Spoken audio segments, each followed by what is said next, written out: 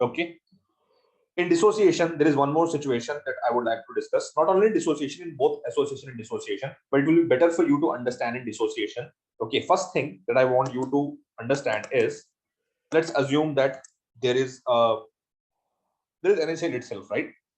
So I took 400 NaCl molecules, and in the solution there were 400 Na plus formed and 400 Cl minus formed, right? So according to the colligative property, there are total 800 particles, but according to me as an observer, there are only 400 particles. So there is an aberration. Okay, the way I will calculate, whatever value I will get, that will be something different. Of course, half or double doesn't much have to be focused right now. If you understood that the colligative property I will calculate will be different from the way the solution will treat the solute, okay, then your job is done. Right now, I'm going to discuss about those solutes which are not strong electrolytes, or rather I would say they are weak electrolytes. In the chapter of ionic equilibrium last year, you have studied in detail that whenever your electrolyte is weak, there will be a reversible reaction where the ions of the electrolyte will reassociate with each other to give the original parent electrolyte back. In that case, you will have an equilibrium being established, right? We all know about it. And we also know that in that case, because of equilibrium being established, there will be a degree of dissociation observed, because no such solution, if it is a weak electrolyte, is going to get 100% dissociated, right? All right. So let's take any random electrolyte. Let's say AB2 is the molecular formula of the electrolyte.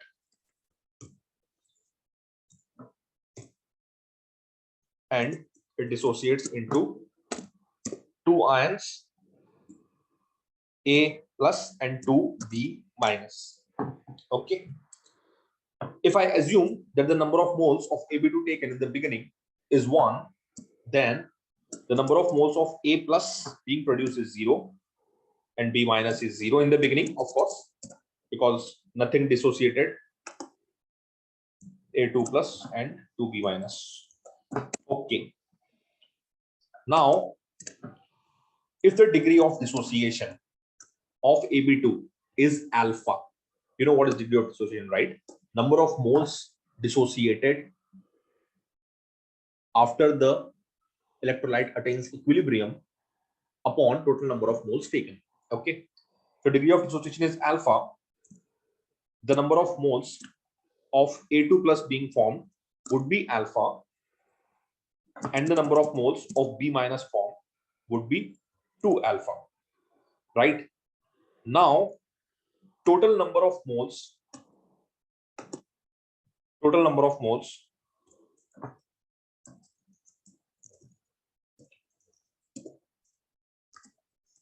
observed at equilibrium will be equal to 1 minus alpha plus alpha plus 2 alpha, right? Now, minus alpha and plus alpha get dissociated, and I'm just doing it here. Finally, the total number of moles you obtain would be equal to 1 plus 2 alpha. Okay. If the total number of moles is equal to 1 plus 2 alpha, when I have taken the number of moles to be equal to 1 in the beginning, there can be a situation where total number of moles taken is not 1. I'm sorry, number of moles of electrolyte taken in the beginning is not 1. It is n, right? So in that case, whatever is the dissociation, that will be dependent on the degree of dissociation. So I will take one situation in order to explain that. You have total number of moles taken to be equal to n. Okay. Wait, I will make it here.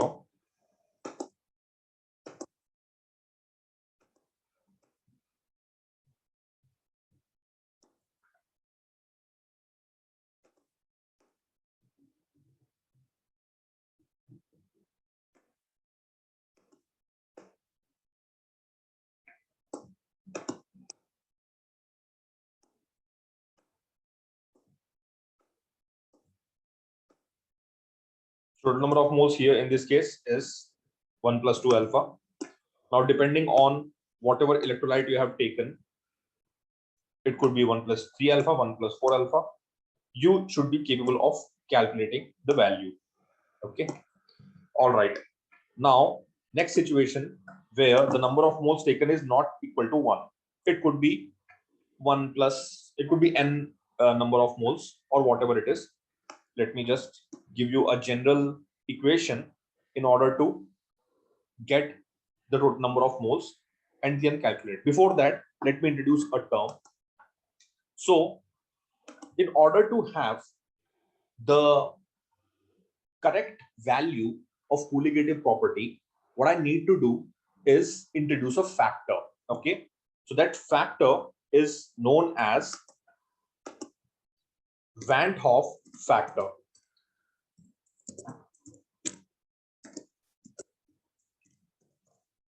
Now, this Van't Hoff factor tells me that number of moles of the solute particles. Obviously, we are discussing about solute particles because those are the only ones which are getting associated or dissociated. So, number of moles of solute particles after dissociating, after they are dissociated or associated upon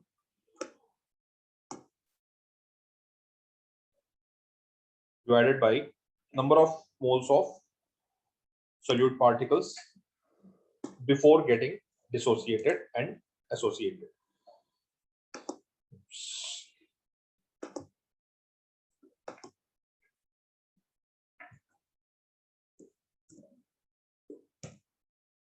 Okay.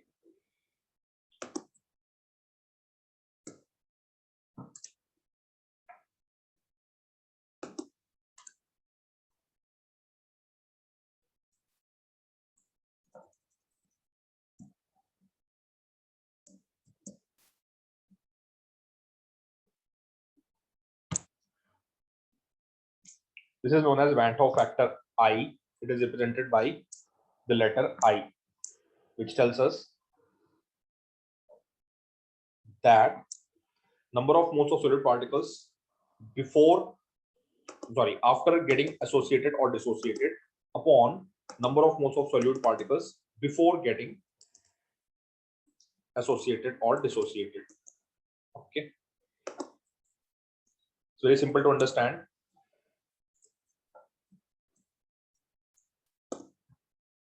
And it will make perfect sense once you are using it in calculation.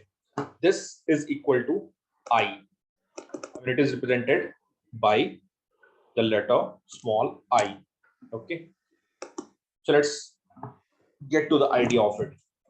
Let's take the situation where I had benzoic acid, 400 molecules that I have taken.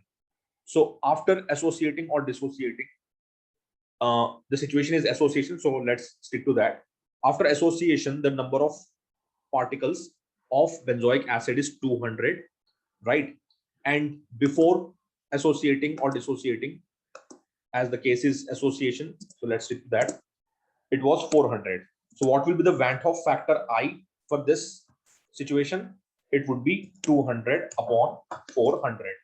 That is equal to 1 by 2. Okay. Second case, dissociation. I'm ignoring the fact that not every electrolyte is a strong one. Right now, we are doing the dissociation part only with respect to strong electrolytes. Okay. The Van't Hoff factor I is equal to 800 divided by 400, that is equal to 2. Assuming NaCl undergoes 100% dissociation, you will get 800 particles and you will get the proper Van't Hoff factor when you're dividing 800 by 400. These were some imaginary numbers. Now let's understand what happens to the colligative property and how do we modify it. So the first situation I'm taking, I mean, there is only one situation. You can take it for dissociation or association. It's totally your choice. I'm taking it for osmotic pressure. So osmotic pressure pi is equal to CRT. We all know about it. Now, what you have to understand that the number of moles upon volume multiplied by RT. Okay. In case of dissociation, the number of moles would be taken as, let's say, 400, right? The number of moles we would be taking would be considered as 400, right? But actually the number of moles that we would be getting would be 800. So how do we correct this? We multiply this colligative property by I. I'll repeat it once again. I took 400 moles of NaCl, right? And I am expecting the colligative property to be obtained with respect to 400 for NaCl. So I ignore everything and I calculate N by V RT. Okay. N by V, I hope you understand, its concentration and RT. Now, what do I observe? That my colligative property was wrong. So what do? I correct it by correcting the number of moles of particles inducing a factor that is I. So what happens when I introduce this factor I? When I calculate I really got the number which should be multiplied with the number of moles to get the correct number of moles that the solution is dealing with. The solution is dealing with 800 moles, but according to me, it is 400. So what I do, I multiply with 2, right? Where 2 is the Van 't Hoff factor. So 2 multiplied by 400 will give me 800. So the colligative property I will be calculating will be in the exact way the solution is viewing the number of solute particles, that is 800, not 400. So in that case, whatever colligative property I will get will be the correct one. Same if I were to apply for association. Let's take the case of association. The solute is viewing the total number of particles to be equal to 200. How much do I think that I have given the number of particles to the solution? 400. So in order to get the colligative property, which obviously the solute will be giving you the exact colligative property depending on how the solution is seen, not how you are seeing, right? So in that case, the colligative property that you will be getting will be equal to or will be based upon the number of solute particles that the solution is viewing. So what is the number of solute particles solution is viewing? 200. How do I get 200? I multiply the 400 that I have taken according to my input as solute in the solution. Okay, when I'm multiplying it by the Van 't Hoff factor half, 1 by 2 half, right? I will be getting the number of moles in the solution where the solution is whatever situation the solution is dealing with. Okay, the solution is dealing with 200 moles, then you will also have to calculate with respect to 200 moles, not 400. Then the colligative property you will get will be the correct one or will match with the one that the solution is showing. Okay, I think I made my point clear. There are two colligative properties, one that will be calculated based on your assumption, the other that will be actual colligative property.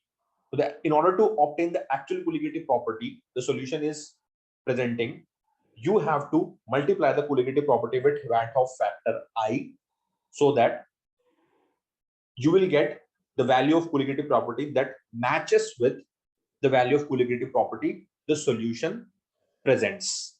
Okay, so that is the Van 't Hoff factor I. You can consider it to be the ratio of the number of moles of solid particles dissociated or associated upon the ratio upon the number of moles of solid particles